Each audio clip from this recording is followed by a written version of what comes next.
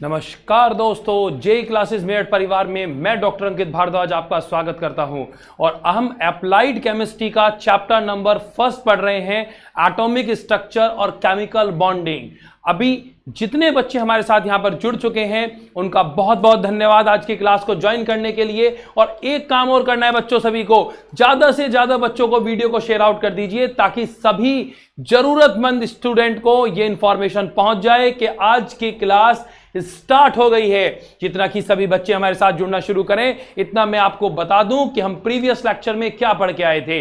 Previous lecture में हमने valency पढ़ा था, वैलेंस इलेक्ट्रॉन पढ़े थे, आवभाव का सिद्धांत सीखा था और हुंड्स रूल पढ़ा था। हम मतलब एटम के रिगार्डिंग जो इलेक्ट्रॉनिक कॉन्फ़िगरेशन था वो सीख के आए और ये सीख के आए कि वैलेंसी या वैलेंस इलेक्ट्रॉन किसको बोलते हैं। और आज इस चैप्टर का सबसे जानदार, आप बिल्कुल मान के चलें कि आज इस चैप्टर का सबसे इंपॉर्टेंट टॉपिक हम पढ़ने जा रहे हैं। जैसे कि हाइब्रिडाइजेशन एक बहुत इंपॉर्टेंट टॉपिक है, इसी तरीके से केमिकल बॉन्डिंग अगर मैं बात करूं यहां पर चैप्टर की, तो इस चैप्टर के अंदर बॉन्ड क्यों बनते हैं, कौन कौन से बॉन्ड होते हैं, यह सीखना बहुत इंपॉर्टेंट है। तो आज हम इसी बात पर डिस्कस करने जा रहे हैं। तो ज्यादा से ज्यादा वीडियो को शेयर आउट कर दीजिए ताकि सभी बच्चों को प्रॉपर वे में इंफॉर्मेशन पहुंच जाए और हम क्लास को बहुत शानदार तरीके से कंप्लीट कर पाएं। तो चलिए देखते हैं आज के क्लास को। देखिए बच्चे, फर्स्ट हेडिंग मैंने आपके लिए लिखा है कि कॉज ऑफ केमिकल बॉन्डिंग। सबसे पहली बात, केमिकल बॉन्डिंग सीखने के लिए आपने ये नाम सुने हैं कि आयनिक बॉन्ड बनता है, कोवलेंट बॉन्ड बनता है, कोऑर्डिनेट बॉन्ड बनता है, लेकिन ये बॉन्ड बनते क्यों हैं? पहला टास्क ये कि बॉन्ड क्यों बना, तभी तो पता चले कि आयनिक बना है, कोवलेंट बना है, क्यों बना है, कैसे बना है। ये सारी बातें आपको आज डिस्कस करनी है हमारे साथ। तो बच्चों यहां पर देखिएगा, सबसे पहले बात अगर मैं यहां पर कहूं तो सबसे पहली बात यही कि बॉन्ड बनते क्यों है। देखिए, बॉन्ड बनने का बेसिक रीजन है, हमने कल एक बात बताई थी आपको प्रीवियस लेक्चर में कि वैलेंसी मतलब कोई भी इलेक्ट्रॉन, कोई भी एटम की अगर मैं बात करूं, कोई भी एटम क्या चाहता है, कोई भी एटम ये चाहता है कि वो कोई भी इलेक्ट्रॉन को देकर लेकर कुछ भी कर मतलब अपना ऑर्बिटल कंप्लीट कर ले। वो ऑक्टेट रूल को फॉलो करना चाहता है, वो चाहता है कि मैजिक नंबर कंप्लीट मतलब वो गेन कर ले। और मैजिक नंबर क्या होते हैं? 2, 8, 18 और 32। मतलब 2 कह दीजिए, 8 कह दीजिए, 18 कह दीजिए, 32 कह दीजिए। ये सारे के सारे मैजिक नंबर्स हैं और जितने भी कंपाउंड हैं वो चाहते हैं कि वो अपने मैजिक नंबर को अचीव कर सके। तो पर्टिकुलरली बच्चों यहां पर आपको ध्यान देना है कि मैं अब मैजिक नंबर को अचीव करना चाहता हूं। क्या है मैजिक नंबर? ये लीजिए, मैं आपके लिए लिख देता हूं, 2, 8, 18 और 32। तो these are the magic number. सभी एटम चाहते हैं कि वो अपने मैजिक नंबर को अचीव कर लें। तो यहां एटम बॉन्ड क्यों बनाए? तो मैंने आपको एक बात बताई थी वैलेंसी के रिगार्डिंग। मैंने ये बताया था कि जितने भी कंपाउंड हैं वो किसी भी इलेक्ट्रॉन को देकर, मतलब जो उसके पास एक्स्ट्रा है उस एक्स्ट्रा को देकर या उसको जिसकी नीड है उसको रिसीव कर कर एक ऑर्बिटल कंप्लीट करना चाहता है, जिसे वैलेंसी कहते हैं। और जितने भी इलेक्ट्रॉन हैं या जितने भी एटम हैं वो चाहते हैं कि वो नोबल गैस बन जाएं। नोबल गैस हीलियम, नियॉन, है ना, ऐसा कुछ मैंने पढ़ाया था प्रीवियस लेक्चर में जी। तो यहां पर बच्चों आप ध्यान दीजिएगा, तो मैंने कहा कॉज ऑफ केमिकल बॉन्डिंग, इसका मतलब ये कि the atom combine to form chemical bond. कोई भी एटम कंबाइन करता है और केमिकल बॉन्ड बनाता है क्योंकि टू अचीव स्टेबिलिटी, वो स्टेबल हो जाना चाहता है। वो चाहता है कि वो नोबल गैस बन जाए, वो चाहता है कि वो स्टेबल बन जाए, वो चाहता है कि वो किसी के साथ रिएक्शन ना करे, वो रिएक्टिव ना हो, वो स्टेबल हो, इसलिए उसने बॉन्ड बनाया है। तो the atom combine to form chemical bond to achieve stability, hence they form bond, इसलिए वो बॉन्ड बनाता है। अगर मैं यहां पर पर्टिकुलरली आगे बात करूं तो टाइप्स ऑफ केमिकल बॉन्ड यहां पर आपके लिए लिखे गए हैं। 3 तरीके के बॉन्ड आपके कोर्स में हैं। तो जितने भी पॉलिटेक्निक के छात्र यहां हमारे साथ जुड़े हुए हैं उनसे मेरा निरम निवेदन है कि ज्यादा से ज्यादा वीडियो को शेयर कर दीजिए, क्योंकि आज हम पढ़ने जा रहे हैं टाइप्स ऑफ केमिकल बॉन्डिंग। कि केमिकल बॉन्डिंग की अगर मैं बात करूं तो कौन कौन से बॉन्ड हैं यहां पर, तो 3 तरीके के फेमस बॉन्ड हैं जो कि आपके सिलेबस में बहुत इंपॉर्टेंट रोल प्ले करेंगे। यहां से क्वेश्चन बनता ही बनता है बच्चों। तो देखिए, इलेक्ट्रोवैलेंट बॉन्ड जिसका दूसरा नाम आयनिक बॉन्ड भी होता है, number 2 that is covalent bond, and the third one is coordinate bond. तो आपने यहां पर पढ़ा कि 3 तरीके के बॉन्ड बड़े कॉमन है। First one is electrovalent, second one is covalent and the final one is coordinate bond. ठीक है, चलिए पहले बॉन्ड पर चलते हैं। पहले बॉन्ड की बात करें, इलेक्ट्रोवैलेंट बॉन्ड, जिसका दूसरा नाम आयनिक बॉन्ड भी है। बहुत आसान तरीके से समझने की कोशिश करेंगे। किसी कंपाउंड के पास, अगर मैं किसी कंपाउंड में बात करूं तो बॉन्ड बने हैं, तो इट मींस एक अलग है एक अलग है। जैसे मैं कोई भी कह दूं XYZ, कुछ भी, मतलब 2 चीजों के मिलने से ही तो बॉन्ड बनता है ना।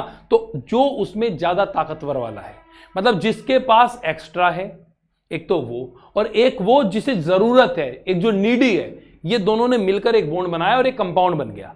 तो यहां अगर मैं पर्टिकुलरली बात करूं तो इलेक्ट्रोवैलेंट बॉन्ड या आयनिक बॉन्ड का मतलब ये कि जब एक कंपाउंड में जो पर्टिकुलरली ज्यादा इलेक्ट्रॉन वाला है वो अपने इलेक्ट्रॉन दूसरे को ट्रांसमिट कर देता है, दूसरे से बदले में कुछ नहीं ले रहा, तो उसको आप इलेक्ट्रोवैलेंट या आयनिक बॉन्ड बोलते हैं। जनरली मेटल और नॉन मेटल के बीच में आयनिक बॉन्ड बनते हैं। आप 3rd चैप्टर पढ़ेंगे मेटलर्जी, वहां पर आप पढ़ेंगे मेटल और नॉन मेटल किसे कहते हैं, तो वहां आपको और ज्यादा बारे में इसके में पता चलेगा। देखिए यहां पर मैं बात कर रहा था इलेक्ट्रोवैलेंट बॉन्ड की, तो it is the chemical bond which is formed by the transfer of electron. तो इंपॉर्टेंट बात क्या है कि यहां पर इलेक्ट्रॉन का ट्रांसफर होता है from one atom to the another, और दूसरे से ट्रांसफर नहीं हो रहा है, सिर्फ एक ज्यादा वाला कम वाले को ट्रांसफर कर रहा है। That is called electrovalent bond.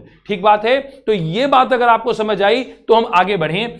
For example, formation of sodium chloride, NaCl का फॉर्मेशन। सोडियम क्लोराइड जानते हैं ना आप, नमक को बोलते हैं, है ना। नमक मतलब कॉमन साल्ट, जो आप अपने फूड में यूज करते हैं, उसका केमिकल नेम जो है वो सोडियम क्लोराइड है, दैट इज NaCl। अब एक सवाल बनना चाहिए भाई, एक सवाल यह बनना चाहिए कि जब NaCl इसका नाम है, अगर मैं इसका कंपोजिशन लिखूं तो यह लिखा हुआ जी। चलिए एक सवाल बताता हूं आपको, बहुत अच्छा। यह है जी कॉमन साल्ट, यह है टेबल साल्ट, मतलब जो आप नमक यूज करते हैं वो नमक ये है, NaCl है। यहां आयोडीन कहां है? Where is iodine? आयोडीन कहां है? यहां तो सोडियम है और क्लोरीन है, और आपसे कहा जाता है कि जब आप नमक खाते हैं तो उससे आपको आयोडीन मिलती है, जिसकी वजह से आपको गोइटर नहीं होता, घेंगा रोग नहीं होता, है ना। गले के यहां पर स्वेलिंग आ जाती है नोट्स में, उसे कहते हैं घेंगा रोग, आयोडीन की डेफिशिएंसी से हो जाता है। तो यहां पर कह रहा है कि नमक खाने से घेंगा नहीं होगा, आयोडीन की कमी नहीं होगी। ना आयोडीन है कहां? Where is iodine? यहां पर तो आयोडीन है ही नहीं। तो देखो पॉलिटेक्निक के छात्रों, आज आपको बता दूं कि नमक के अंदर आयोडीन होता नहीं है, मिलाया जाता है। आयोडीन का सिंबल है I, और अगर मैं यहां पर आयोडीन की बात करूं तो आयोडीन एक रंगहीन गंधहीन है ना, मतलब ना तो उसका कोई कलर है, मतलब कलरलेस है, ना ही कोई स्मेल है और ना ही कोई टेस्ट है, इस तरीके का कंपाउंड है। इसलिए उसको यहां पर हमने नमक के साथ मिला दिया, NaCl के साथ ऐड कर दिया। इसीलिए आपसे बोला जाता है कि आयोडीनाइज्ड नमक खाइए, है ना। नमक नहीं खाना है, आयोडीनाइज्ड नमक खाना है। तो जो भी कंपनी के आते हैं वो सब उस पर लिखा होता है रैपर्स के ऊपर स्पेशल में कि आयोडीन युक्त नमक, उसके अंदर आयोडीन मिलाया गया है। लेकिन क्योंकि आप मेरे स्टूडेंट हैं तो मेरा फर्ज बनता है सॉरी फॉर दैट, मेरा फर्ज बनता है कि आपको एक और काम की बात बता दूं। एक और काम की बात यह कि आयोडीन 40 डिग्री सेल्सियस से ऊपर अपनी प्रॉपर्टी जो है, उसकी यूजफुलनेस की जो प्रॉपर्टी है वो खो देता है। और आप जो नमक से खाना खाते हैं, मतलब अगर मैं पर्टिकुलरली बात करूं, कुकर से फूड बनाया जाता है, कुकर से प्रेशर कुकर का यूज करते हैं ना फूड बनाने में, तो उसमें तो 100 डिग्री से अबव टेम्परेचर होता है, तो नमक अपनी सारी प्रॉपर्टी खो देता है, लॉस कर देता है। इसलिए कोशिश करें कि सैलेड खाएं, अच्छा है ना, मतलब सलाद खाएं और उसके ऊपर नमक बुरक के खाएं, उससे आपको आयोडीन मिलेगा। तो देखिए यहाँ क्लास के साथ साथ आपको एक शानदार सा मैंने अपनी तरफ से इंफॉर्मेशन दिया है। तो सलाद खाइए, ताकतवर बनिए, इम्यूनिटी मजबूत करिए, और कोरोना जैसी किसी भी महामारी से या इसके अलावा और भी जितनी बीमारियां हैं उनसे खुद लड़िए। ठीक है, चलिए आगे बढ़ते हैं। देखिए यहां पर मैं बात कर रहा था फॉर्मेशन ऑफ सोडियम क्लोराइड की। तो फॉर्मेशन ऑफ सोडियम क्लोराइड के पॉइंट ऑफ व्यू से अगर मैं कहूं यहां पर, तो देखिए Na है मेरे पास, एटॉमिक नंबर 11 होता है, तो 2 8 1, और 281 को मैंने कहा कि इसके पास एक फालतू है तो ये अपना एक इलेक्ट्रॉन लूज कर देगा, इसने लूज कर दिया, क्या बन गया Na+ और एक इलेक्ट्रॉन बाहर निकाल दिया, दैट इज 28। इसी तरीके से Cl क्लोरीन, क्लोरीन का एटॉमिक नंबर 17 होता है, तो 287 दैट इज 287, तो यहां पर 287 हो गया। यहां पर अगर मैं बात करूं तो 287 है, इसके पास एक इलेक्ट्रॉन की डेफिशिएंसी है, ये एक इलेक्ट्रॉन खींच के लिए आएगा, और अगर ये इलेक्ट्रॉन खींच के लिए आएगा तो यहां पर एक माइनस साइन आ गया और ये इंडिकेट करता है 288 को। अब मैंने यहां पर 8 दिखा दिया। अब ये दोनों कंपाउंड जुड़ते हैं तो यहां पर मैंने जोड़ के दिखाए। फॉर एग्जाम्पल ये देखिए आप, Na+ मतलब 281 और Cl नेगेटिव 287, ठीक है, ये दोनों के दोनों जुड़ गए और जुड़कर आपका बन गया 288 एंड दैट इज 28। तो NaCl की अगर मैं बात करूं तो यहां पर क्या हुआ, यहां पर Na ने, ये जो सोडियम था, इसने अपना एक इलेक्ट्रॉन किसको दे दिया, क्लोरीन को दे दिया। क्लोरीन से कोई इलेक्ट्रॉन नहीं लिया है, तो सिर्फ यहां पर एक तरफ से इलेक्ट्रॉन दिए जा रहे हैं और दूसरी तरफ से इलेक्ट्रॉन लिए जा रहे हैं। ये बराबर की कोई साझेदारी नहीं कर रहे, मतलब एक्सचेंज नहीं हो रहा है, सिर्फ ट्रांसफर हो रहा है। तो जब इलेक्ट्रॉन का ट्रांसफर होता है तो उसको आयनिक बॉन्ड बोलते हैं, इलेक्ट्रोवैलेंट बॉन्ड बोलते हैं, ऐसा आपको ध्यान देना है। तो ये एग्जांपल के थ्रू मैंने आपके साथ डिस्कस किया, मोस्ट प्रोबेबली आपको ये बात समझ आई होगी। चलिए और क्वेश्चन के साथ भी यहां पर जुड़ते हैं, आपको इलेक्ट्रोवैलेंट बॉन्ड का एक दो एग्जांपल आपके साथ और मैं यहां पर करके दिखाता हूं ताकि आपको सारा कॉन्सेप्ट पर्टिकुलरली तरीके से समझ आ जाए। ठीक है बच्चों, तो यहां पर फॉर्मेशन ऑफ सोडियम क्लोराइड का जो ये है आपके पास यहां पर स्क्रीन पर है, आप चाहें तो स्क्रीनशॉट ले सकते हैं, आप चाहें तो इसको राइट डाउन कर सकते हैं ताकि हम इसको आसानी से समझ सके। ठीक है, आगे बढ़ते हैं। Calcium oxide CaO, calcium oxide का फॉर्मेशन करके दिखाते हैं आपको। एक और एग्जांपल आपके लिए, दैट इज कैल्शियम ऑक्साइड। तो यहां पर अगर मैं बात करूं तो for example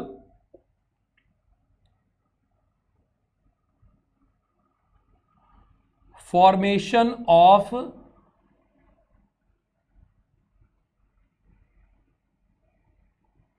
calcium oxide. Calcium oxide क्या होता है भाई, कैल्शियम ऑक्साइड होता है CaO, that is calcium oxide, है ना। कैल्शियम की बात करें तो एटॉमिक नंबर 20 होता है, तो 2882, इसके आउटर मोस्ट में 2 इलेक्ट्रॉन फालतू हैं, ये 2 इलेक्ट्रॉन लूज कर देगा। तो अगर मैं डायरेक्टली यहां पर बनाना चाहूं तो मेरे पास आया Ca के पास कितने फालतू हैं भाई, 2 हैं, और ऑक्सीजन प्लस ऑक्सीजन, ऑक्सीजन का एटॉमिक नंबर 8 डिवाइड करेगा 2 6, इसके पास 2 की कमी है, ये 2 इलेक्ट्रॉन लेना चाहेगा, इसके आउटर मोस्ट में कितने हैं, 6 हैं। तो मैंने कलर चेंज कर दिया, मतलब फॉर एग्जांपल मैंने यहां पर एक साइड से क्रॉस से दिखा दिए इलेक्ट्रॉन और यहां पर बबल से दिखा दिए। ठीक है, इसके पास 2 फालतू थे, ये दिखा दिए, इसके पास 6 हैं, ये दिखा दिए। तो यहां पर 2, ये 2 इसे यहां पर ट्रांसफर कर देगा और फाइनली क्या होगा, Ca। और ऑक्सीजन की मैं बात करूं तो 1 2 3 4 5 6 और 2 इलेक्ट्रॉन ये आपके यहां पर आ गए और यहां माइनस माइनस चार्ज मैंने यहां पर लगा दिया। आपको ध्यान देना है, इस तरीके से आप माइनस चार्ज यहां पर ऐड कर लेंगे। तो पर्टिकुलरली बहुत आसानी से आपने ये देख लिया कि किस तरीके से यहां पर 2 माइनस चार्ज मैंने ऐड कर दिए हैं, और यहां पर अगर मैं पर्टिकुलरली बात करूं तो कैल्शियम के ऊपर 2 प्लस चार्ज, क्योंकि इसने 2 चार्ज यहां पर लूज किए हैं, खो दिए हैं। तो यहां पर कैल्शियम के अंदर 2 प्लस चार्ज आ गए, जैसे कि यहां पर दिखाया गया है। और उसी तरीके से ऑक्सीजन की अगर मैं बात करूं तो ऑक्सीजन ने 2 इलेक्ट्रॉन रिसीव किए हैं, अपने को प्राप्त किए हैं, तो इसलिए इसके ऊपर 2 नेगेटिव चार्ज आ गया। तो यहां पर आपने आयनिक बॉन्ड पढ़ा, इलेक्ट्रोवैलेंट बॉन्ड पढ़ा। इसके साथ साथ आप और ट्राई कीजिएगा, आपको ये सारे क्वेश्चंस में आपको यहां पर एज ए होमवर्क दे देता हूं, आप ट्राई कीजिएगा। और अगर कहीं भी कोई दिक्कत परेशानी होती है तो आप हमारे टेलीग्राम चैनल के साथ जुड़कर अपने क्वेश्चंस वहां पर मेरे से पूछ सकते हैं। ठीक है बच्चों, तो यहां पर मैं आपको कुछ और क्वेश्चंस दे देता हूं कि इनको ट्राई करके देखें।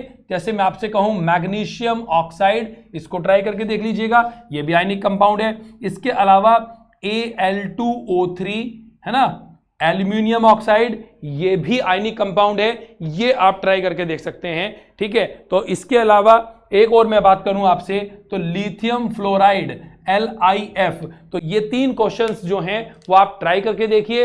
अगर आपसे हो जाते हैं तो वेल एंड गुड, और अगर नहीं होता है तो आप मेरे साथ जुड़े रहिए, लाइव सेशन क्लासेस लूंगा, वहां पर आपको ये क्वेश्चंस कराऊंगा।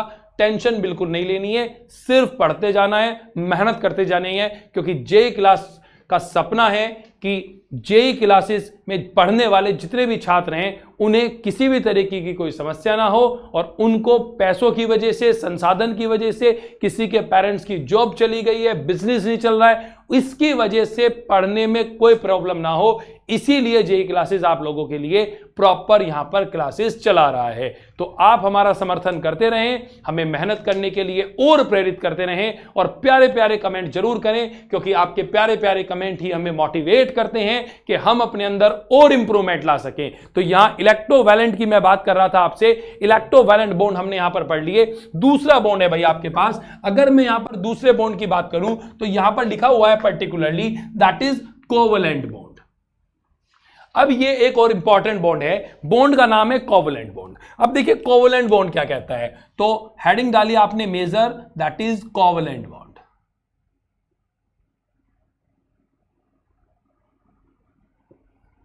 अगर मैं कोवलेंट बॉन्ड की बात करूं तो कोवलेंट बॉन्ड का मतलब यह हुआ भाई कि बराबर की साझेदारी से बनने वाला बॉन्ड, मतलब एक ऐसा बॉन्ड जिसमें इक्वल शेयरिंग ऑफ इलेक्ट्रॉन्स हैं, that is called covalent bond. तो यहां पर अगर मैं बात करूं कोवलेंट बॉन्ड की, तो कोवलेंट बॉन्ड में क्या हो रहा है भाई, equal sharing,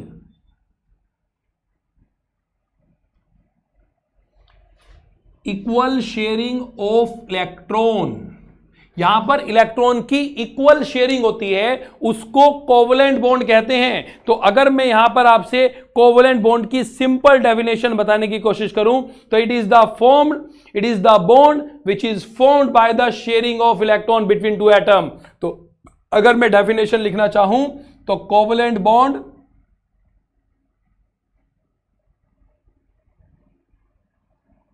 is formed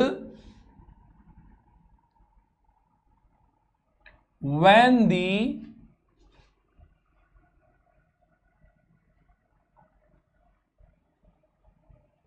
equal sharing of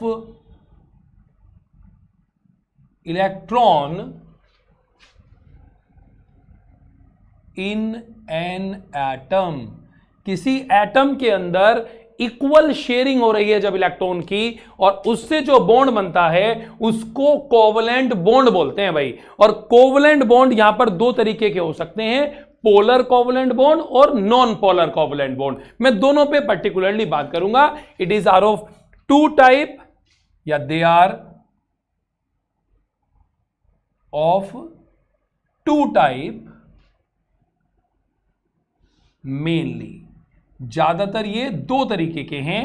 first one is polar covalent bond,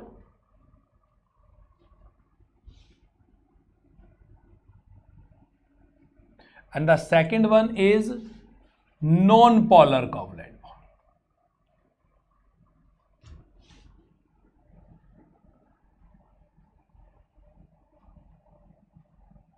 polar covalent bond और non polar covalent bond.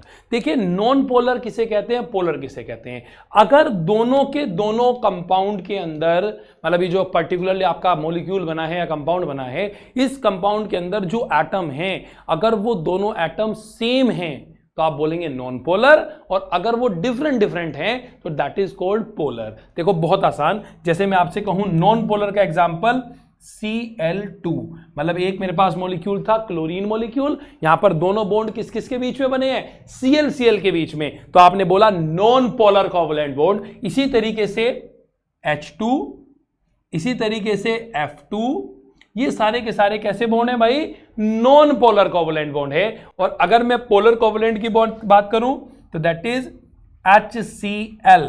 HCl की बात कर रहे हैं हम यहां पर कि एक H और एक Cl, HCl यहां पर आपके पास आ गया। इसके अलावा मैं कह सकता हूं कि जी मैथेन मॉलिक्यूल, मैं कह सकता हूं अमोनिया मॉलिक्यूल, मैं सारे स्ट्रक्चर बना के दिखाऊंगा, डरने की कोई बात नहीं है। मैथेन,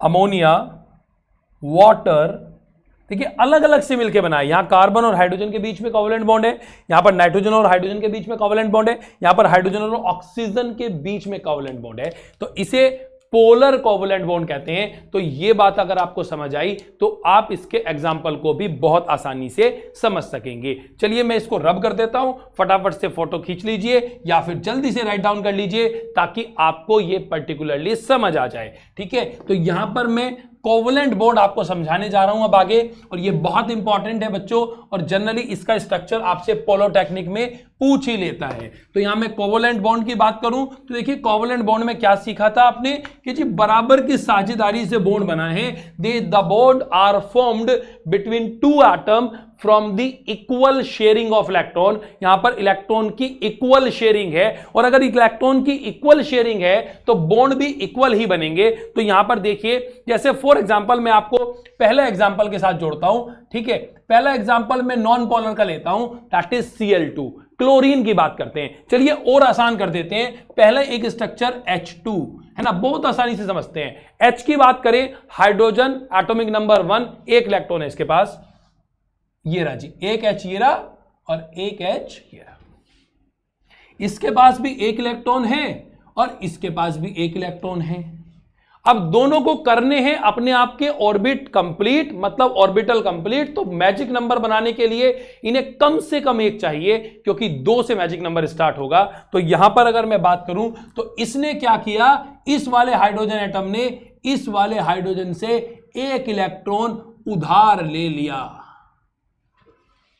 सेम पैटर्न पर इस वाले को भी एक की जरूरत थी, इसने भी एक इससे उधार ले लिया, और एक एक बॉन्ड का बराबर का साझा किया है। इसने इसको एक बॉन्ड दिया, उसने उसको एक बॉन्ड दिया, मतलब एक एक इलेक्ट्रॉन की इक्वल शेयरिंग हो रही है यहां पर। इसलिए कैसा बॉन्ड बना, सिंगल बॉन्ड। तो हाइड्रोजन हाइड्रोजन के बीच में कैसा बॉन्ड बनता है, सिंगल बॉन्ड, और बॉन्ड का नाम कोवलेंट बॉन्ड। तो यहां पर आपने एक कोवलेंट बॉन्ड सीखा।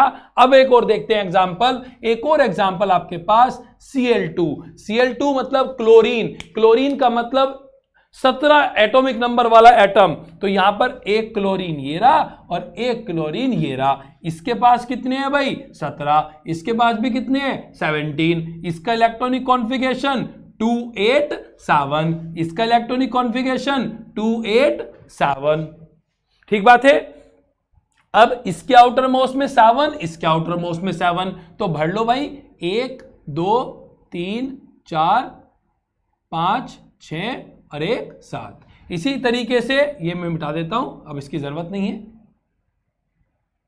1 2 3 4 5 6 7, दोनों के पास मैंने एक एक इलेक्ट्रॉन यहां पर दिखा दिया, दोनों के साथ साथ दिखा दिए। इसको 8 करने के लिए, इसको 8 करने के लिए, इसके अपने ऑक्टेट को कंप्लीट करने के लिए कितने इलेक्ट्रॉन की नीड है, 1 की। इसको भी कितने की नीड है, 1 की। तो इक्वल शेयरिंग कर दो। इसने एक इससे उधारा ले लिया, ये लो, और एक इसने इससे उधारा ले लिया।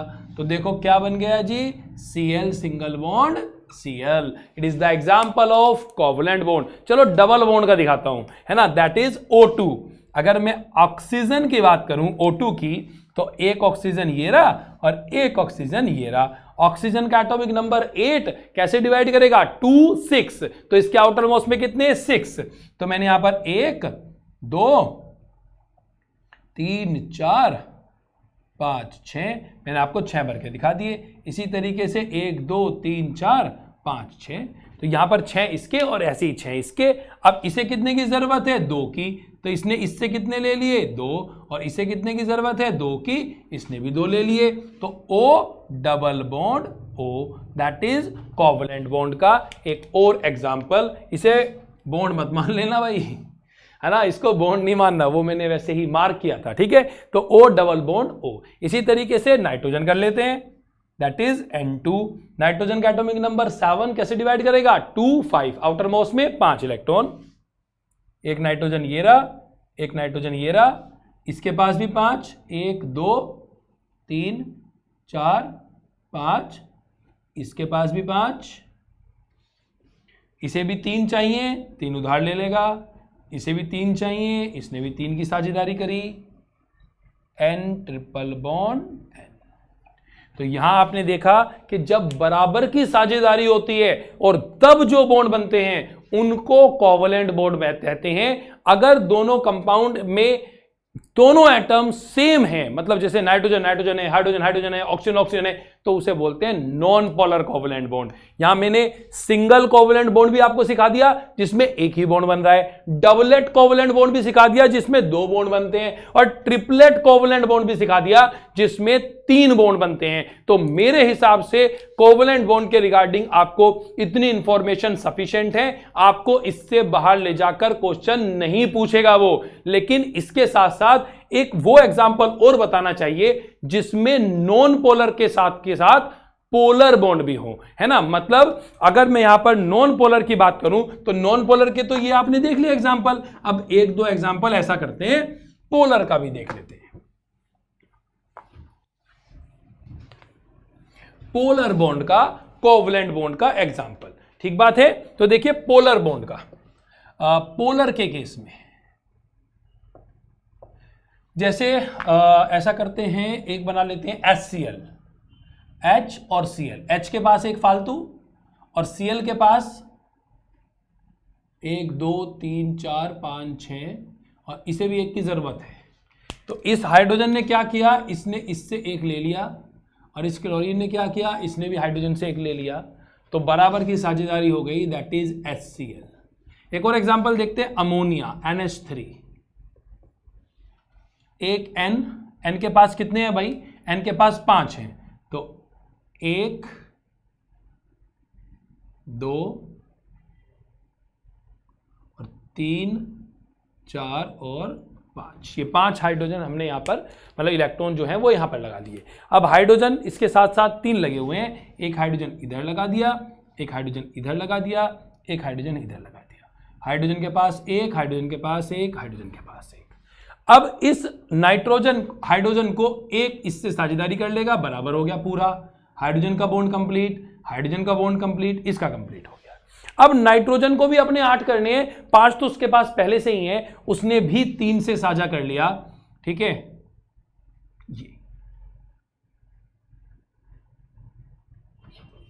उसने भी 3 से साझा कर लिया, तो इसीलिए नाइट्रोजन के स्ट्रक्चर की मैं बात करूं तो एक H इधर, एक H इधर, एक H इधर, और ऊपर की तरफ 2 लोन पेयर। तो ये स्ट्रक्चर आपके सामने आ गया। अमोनिया का स्ट्रक्चर है मेरे बच्चों ये, तो यहां पर आपको ध्यान देना है, आपने अमोनिया का स्ट्रक्चर और पढ़ लिया है, ठीक है बच्चों। तो यहां अमोनिया के कोवलेंट बॉन्ड की मैं बात कर रहा था, यहां पर कोवलेंट बॉन्ड अमोनिया का भी आपने पढ़ लिया है, ये मैंने आपको बताया। चलिए एक और स्ट्रक्चर पे साथ आपके साथ जुड़ता हूं, दैट इज मैथेन गैस। अगर मैं मैथेन की बात करूं तो यहां पर मैथेन आपको और स्ट्रक्चर बना के दिखाता हूं। अगर मैं यहां पर कहूं मैथेन CH4, कार्बन का एटॉमिक नंबर 6, आउटर मोस्ट में यहां पर 4 इलेक्ट्रॉन होंगे, तो मैंने यहां पर 4 इलेक्ट्रॉन दिखा दिए, 1 2 3 और 1 4, ठीक है। और यहां पर 4 हाइड्रोजन लगे हैं, तो फर्स्ट हाइड्रोजन इधर लगा दिया, एक हाइड्रोजन इधर, एक हाइड्रोजन इधर, और एक हाइड्रोजन इधर लगा दिया। अब अगर मैं यहां पर बच्चों क्या करूं, मैं यहां पर क्या करता हूं, हाइड्रोजन के पास भी एक एक फालतू है, तो यहां मैंने क्रॉस से दिखा दिया, मतलब इसके पास भी एक एक है, इसने भी इसके साथ एक का साझा, इसने भी इसके साथ एक का साझा, इसने भी इसके साथ एक का साझा, इसने भी इसके साथ एक का साझा, मतलब इधर हाइड्रोजन की वैलेंसी पूरी कंप्लीट होगी। और ये जो कार्बन है, कार्बन ने भी हाइड्रोजन के साथ बराबर की साझेदारी कर ली भाई, देखिए कार्बन ने भी एक एक ले लिया है सभी हाइड्रोजन से, और स्ट्रक्चर आपके सामने निकल के आया CH4। तो आप ऐसे लिख दीजिए, ये आपका किसका स्ट्रक्चर है भाई, मैथेन का। तो देखो कितने सारे स्ट्रक्चर मैंने आपको नॉन पोलर नहीं पोलर कोवलेंट बॉन्ड के भी सिखा दिए। जल्दी से फटाफट से इसको राइट डाउन करें ताकि आपको प्रॉपर वे में सारी बातें समझ आ जाएं। तो आज हमने कोवलेंट बॉन्ड के बारे में पढ़ा, मतलब यहां singlet covalent bond, doublet covalent bond, triplet covalent bond, सारे कोवलेंट बॉन्ड यहां पर मैंने आपको पढ़ाए हैं ताकि आपको सारी बातें समझ आ जाएं। इसके साथ साथ अगर मैं आपसे बात करूं तो आपको मैंने यहां पर पोलर और नॉन पोलर दोनों तरीके के कोवलेंट बॉन्ड पढ़ाए। तो यहां पर मैंने आपसे बताया कि कौन से स्ट्रक्चर कोवलेंट बॉन्ड बनाएंगे और कौन से स्ट्रक्चर यहां पर इलेक्ट्रोवैलेंट बॉन्ड बनाएंगे। लेकिन यहां कुछ स्ट्रक्चर ऐसे भी हैं जो दोनों तरीके के बॉन्ड बनाते हैं। तो हेडिंग डालिए the compound containing both ionic and covalent bond. तो द कंपाउंड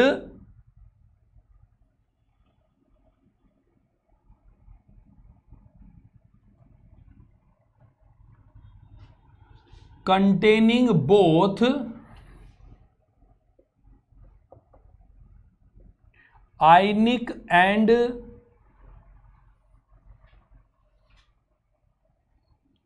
कोवलेंट बॉन्ड, ऐसे कंपाउंड जो आयनिक बॉन्ड भी बनाते हैं और कोवलेंट बॉन्ड भी बनाते हैं, उनके सिर्फ नाम भी याद कर लोगे तो काम चल जाएगा। जैसे सोडियम हाइड्रोक्साइड और इसके साथ साथ कैल्शियम और कार्बोनेट। ठीक है, तो यहां पर कौन कौन से बताए मैंने? एक मैंने बताया है आपको सोडियम हाइड्रोक्साइड और एक बताया है आपको कैल्शियम कार्बोनेट। तो यहां मैंने बच्चों आपको दो स्ट्रक्चर बताए।